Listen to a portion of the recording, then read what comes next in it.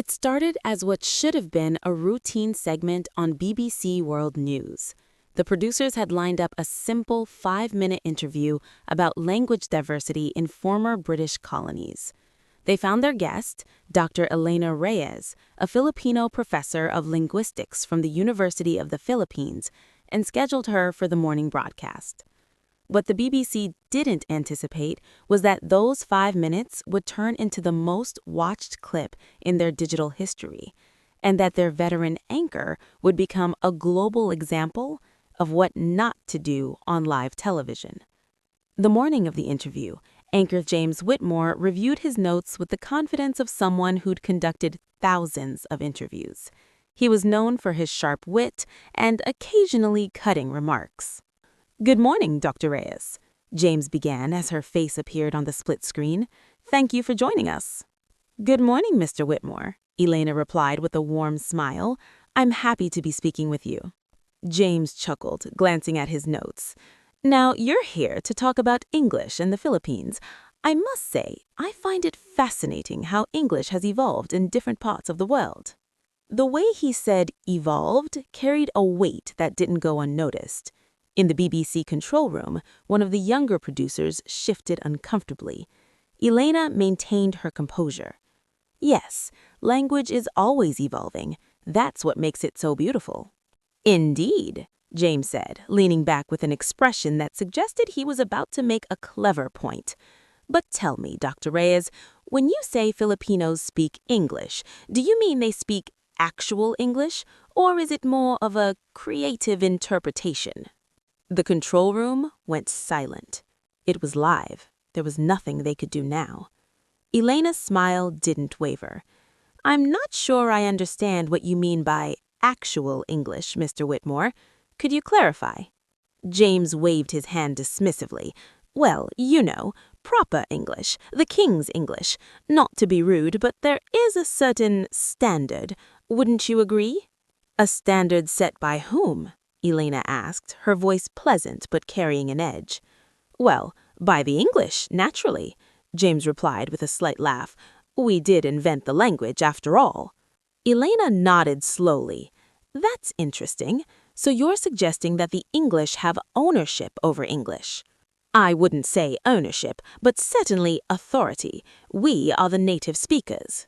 "Mr. Whitmore, there are approximately 70 million native English speakers in the United Kingdom. In the Philippines, we have over 90 million people who speak English, most learning it before age 5. Many Filipinos speak English at home, conduct all their business in English, and think in English. At what point does speaking a language daily for your entire life make you a non-native speaker?" James blinked. "Well, yes, but you learned it as a second language." "Is English not filled with borrowed words?" Elena interrupted gently. "Didn't English borrow from Latin, French, Norse, and German? Isn't nearly 60% of English vocabulary derived from Latin and French? So by your logic, is English itself just a creative interpretation of other languages?" The audience began to murmur. James's expression tightened. "That's not really a fair comparison." "Why not?" Elena asked. "You're suggesting that because we pronounce things differently, because we've adapted the language to our culture, that our English is less legitimate. But English has been doing exactly that for over 1,000 years. Why is it valid when Britain does it, but invalid when the Philippines does it?" James shuffled his papers. "I'm simply saying there's a certain way English should sound." "Should sound to whom?" Elena's voice was sharper now. "To British ears? Mr. Whitmore, there are more English speakers in India, Nigeria, and the Philippines combined than in the UK and US together.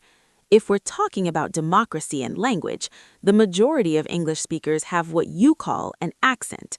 So perhaps British English is now the creative interpretation?" The control room erupted in whispered chaos. James tried to recover. "I don't think anyone is saying Filipino English is wrong, just that it's different." "Different is neutral, Mr. Whitmore, but your tone made it clear you mean inferior," Elena replied. "Let me ask, when you hear an American accent, do you tell Americans they're speaking creative English?"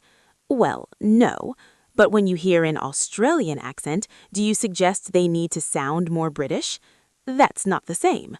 Why not? Elena pressed. Because they're white? Because they're Western? What you're describing isn't a linguistic standard.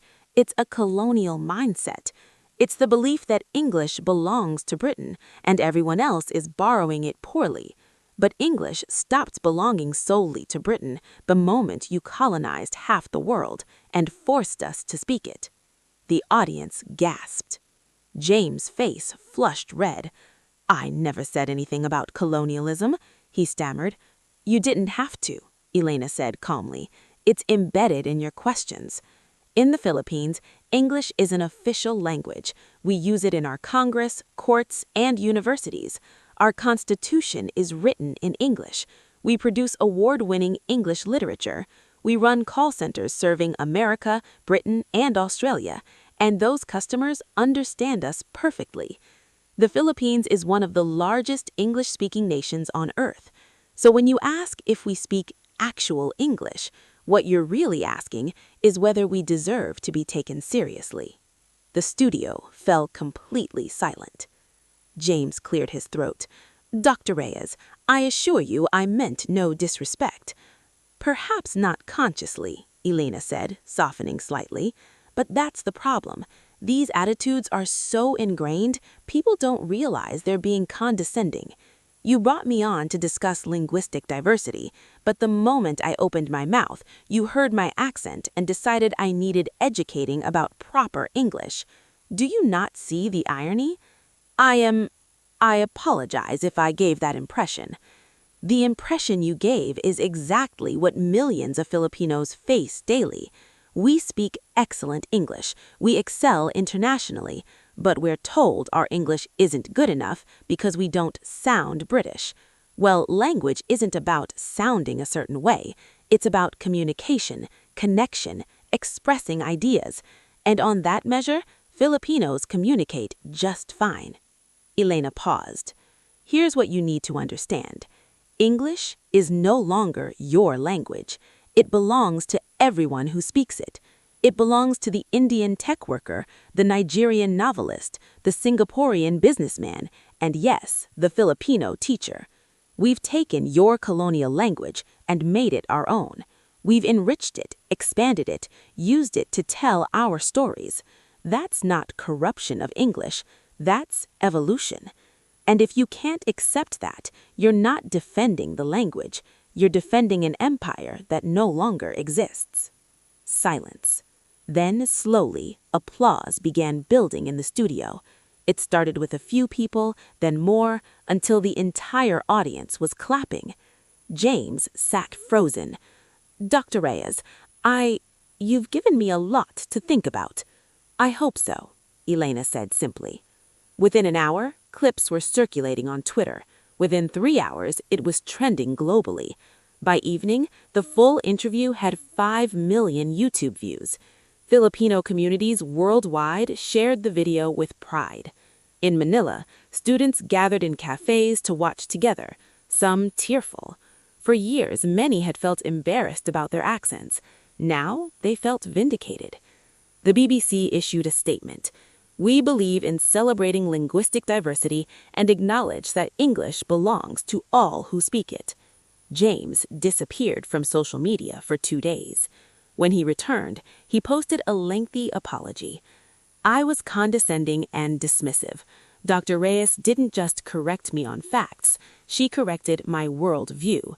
To Filipinos and all English speakers who don't sound like me, your English is real English. Full stop.